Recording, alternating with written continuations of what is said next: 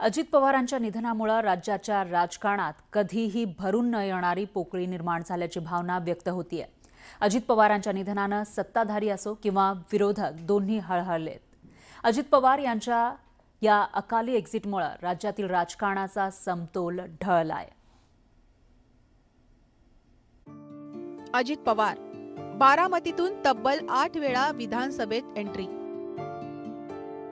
राज्याचे उपमुख्यमंत्री, 6 वेळा राज्याचं भूषवलेलं उपमुख्यमंत्रीपद, ग्रामीण भागाशी नाळ जोडलेला नेता म्हणून त्यांची ओळख होती।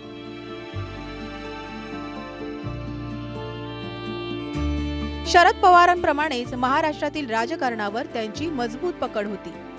शरद पवारांच्या मुशीत तयार झालेल्या अजित पवारांनी राज्याच्या राजकारणात स्वतःची वेगळी ओळख निर्माण केली होती। बहुआयामी व्यक्तिमत्व असलेल्या अजित पवारांची ही अचानक एक्झिट हा सर्वसामान्य जनता आणि राजकीय नेत्यांसाठीही मोठा धक्का आहे।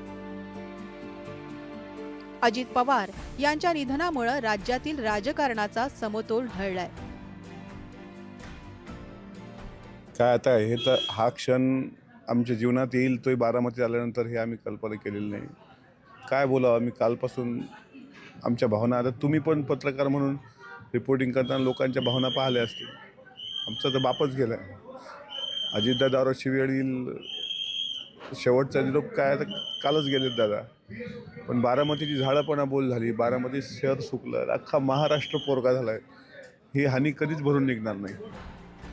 सत्ताधाऱ्यांप्रमाणेच अजितदादा विरोधकांनाही पोरकं करून गेलेत। दादा सत्तेत असो की विरोधात त्यांचे सर्वपक्षीय नेत्यांशी मैत्रीचे संबंध होते, त्यामुळेच विरोधकांनाही दादा आधार वाटायचे। उद्धव ठाकरेंच्या नेतृत्वातील मवियाचं सरकार कोसळल्यानंतर अजित पवारांनी विरोधक पक्षनेते म्हणून त्वेषानं भूमिका मांडली। अनेक मुद्द्यांवर त्यांनी सरकारची कोंडी केली होती आणि अजित पवारांनी योगायोगाने विरोधी पक्षासोबतही काम केलं। महाराष्ट्राच्या राजकारणात मागची 5 वर्ष अभूतपूर्व अशी होती की ज्याच्यात सरकार अशी काही बनली वेगवेगळी तोडून मोडून, ज्याच्यात सर्व पक्ष सामील झाले होते। फक्त मनसे हा सत्तेत येऊ शकला नव्हता कारण त्यांचे आमदार नव्हते। तर अशामुळं अजित पवारांचं महत्त्व हे सर्व पक्षांसाठी एक वेगळं होतं। त्याच्यामुळं त्यांच्या जाण्यामुळं एक मोठा दुवा हा निखळल्यासारखा वाटतो।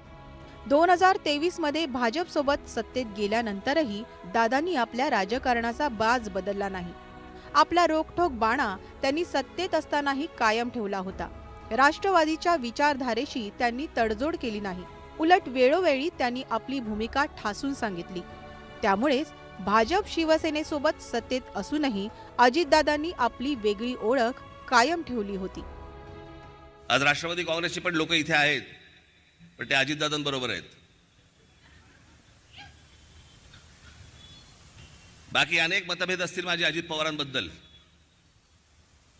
पण एक गोष्ट तुम्हाला निश्चित सांगतो, अजित पवार या माणसाने कधी जातीपातीचं राजकारण नाही केलं।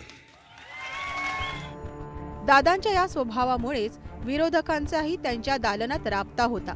ठाकरे विरुद्ध भाजप शिवसेना या राजकीय संघर्षातून अजित पवार अंतर राखून होते।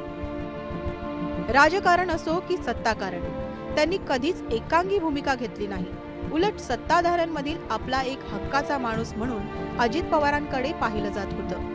विधिमंडळ अधिवेशन काळात ते पाहायला मिळत असे। बड़ा एक गैप पड़ गया है कि इनका रिप्लेसमेंट, दादा का रिप्लेसमेंट कौन हो सकता है। अगर महाराष्ट्र के अंदर अगर हम बात करें तो मैं नहीं समझता हूँ कोई ऐसा दूसरा नाम कोई निकल कर आता है करके। उसमें मैं समझता हूँ उनके अंदर जो दादा के अंदर जो क्वालिटीज़ थे, एक एबल एफिशिएंट एडमिनिस्ट्रेटर के तौर पे, और दूसरा जो उनकी डिसीजन मेकिंग एबिलिटी थी, वर्कaholic जिसे कहते हैं कि सुबह 6 बजे से लेके है तो रात में कब वो सोते थे पता नहीं है। तो जो उनके जाने से यकीनन स्वाभाविक है कि बहुत बड़ी एक क्षति हुई है, बहुत बड़ा नुकसान हुआ है महाराष्ट्र का। मी ज्यावेळेस 2008 मध्ये राज्य मंत्रिमंडळामध्ये सहभागी झालो, त्यावेळेस त्यांच्याकडे असलेल्या खात्याचा राज्यमंत्री मी होतो आणि नवीन माणसाला कसं सोबत घेऊन त्यातले बारकावे कसे समजावावेत हे समजवण्याचं काम सुद्धा दादांनी मला केलं आणि राजकारणामध्ये आपण कसं वागलं पाहिजे याचे धडे सुद्धा त्यावेळेस त्यांनी माझ्याशी चर्चा करताना अनेक गोष्टी मला त्यांच्याकडून शिकता आल्या. अजित पवारांनी आपलं राजकारणातील महत्त्व वारंवार सिद्ध केलं होतं.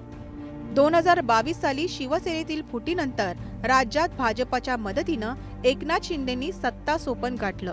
पण त्यानंतर अवघ्या वर्षभरातच अजित पवारांची शिंदे सरकारमध्ये एंट्री झाली.